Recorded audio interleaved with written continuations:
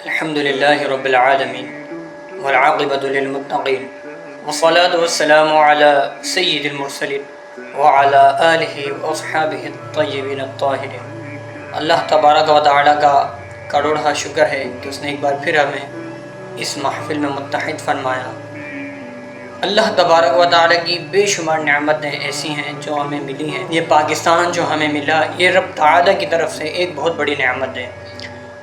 دیکھا جائے تو تمام لوگ ہی آج کے دور میں مشکل کا شکار ہیں۔ ہم لوگوں کی بھی کچھ نہ کچھ خرابیاں ہیں۔ ہم صرف ان چیزوں کو تو دیکھتے ہیں کہ دیکھیں وطن میں یہ کام غلط ہو رہا ہے، یہ صحیح نہیں ہے، یہ صحیح نہیں ہے، لیکن اگر ہم اپنے اوپر بھی غور کریں تو ہم کتنا اچھے ہیں ملک کے ساتھ، ہم کتنا مخلص ہیں ملک کے ساتھ۔ اب دیکھا جائے تو شکر گزاری اس بات پہ تو بنتی ہے نا کہ اللہ تبارک و تعالیٰ نے ہمیں ایک آزاد ملک عطا فرمایا جس کے اندر ہم اذان سن سکتے ہیں، اذان دے سکتے ہیں، نماز پڑھنے پہ کوئی پابندی نہیں ہے، قرآن پاک جب دل چاہے اٹھا کے پڑھ سکتے ہیں، کوئی پابندی نہیں ہے۔ تو یہ اللہ تبارک و تعالیٰ کا احسان عظیم ہے ہم پر۔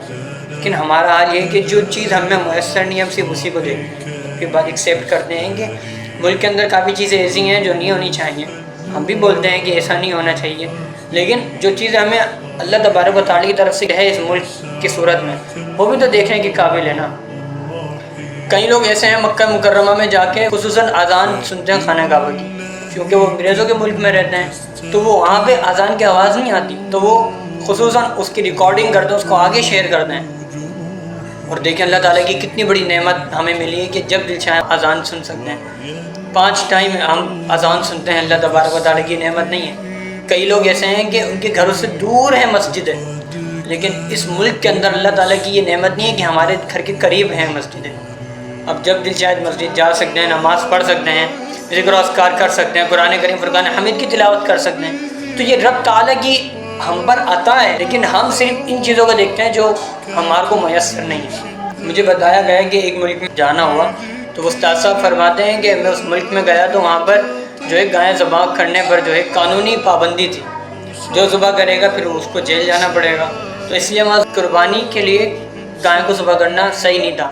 اور اسی ملک میں خنزیر کا گوشت بڑے بڑے بورڈ پہ لگا کے بیچا جاتا تھا، دکان پہ بڑے بڑے بورڈ لگے ہوتے تھے کہ یہاں خنزیر کا گوشت بکتا ہے۔ تو مجھے بتائیں کہ اللہ تعالیٰ کی نعمت نہیں ہے کہ ہمارے ملک میں ہم جب دل چاہے قربانی کر سکتے ہیں، خصوصاً بالخصوص عید الاضحیٰ پر ہم آزاد ہیں۔ کئی جگہیں ایسی جہاں قربانی نہیں کر سکتے، تو یہ اللہ تعالیٰ کی ہم پر عنایت ہی تو ہے کہ اللہ تبارک و تعالیٰ نے اس ملک کی صورت میں ہمیں یہ نعمت عطا فرمائی کہ ہم قربانی عید الاضحیٰ پر کر سکتے ہیں۔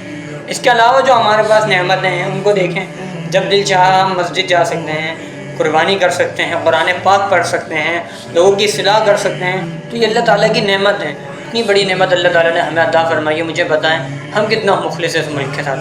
کبھی ایسا ہوگا کہ ہم نے 2 رکعت نفل پڑھ لی ہوں کہ اللہ تعالیٰ تو نے یہ ملک عزیز ہمیں عطا فرمایا تو ہم اس کی شکرانے کے طور پر 2 نفل پڑھ رہے ہیں۔ آپ دیکھیں گے 10 لوگ بیٹھے ہوں گے تو 5 ملک میں خامیاں نکال رہے ہوں گے، یار پاکستان میں یہ نہیں ہے، یہ نہیں ہے، جو ہے اس پر تو شکر ادا کرو۔ جب آپ شکر ادا کریں گے رب تعالیٰ کا، انہیں شکر گزاروں کو اور زیادہ بڑھا کے دیتا ہے، کم نہیں کرتا۔ اللہ تبارک و تعالیٰ کی طرف سے یہ عطا ہوتی ہے جو بندہ شکر گزاری کرتا ہے۔ تو ساری بات یہ ہے کہ ہم اگر شکر گزاری کریں گے تو ہمیں بہت کچھ مل سکتا ہے، لیکن جب ہم ناشکری کریں گے، کئی لوگ ایسے ہیں، آج دیکھیں فلسطین کا کیا حال ہے، برما کا کیا حال ہے، کشمیر کا کیا حال ہے، وہ لوگ آزادی کے لیے ترس رہے ہیں۔ اتنی بڑی نعمت ہے کہ ہمیں آزادی ملی ہے، ہم اپنے ملک میں جب دل چاہے جہاں دل چاہے جا سکتے ہیں، آ سکتے ہیں۔ ہمارا ملک کتنا عظیم ہے، کتنا پیارا اس کا نظام ہے کہ ہم جب دل چاہے عبادت کر سکتے ہیں۔ دیکھیں رب تعالیٰ کی طرف سے کتنی بڑی نعمت ہے جو ہم حج پہ بھی جا سکتے ہیں۔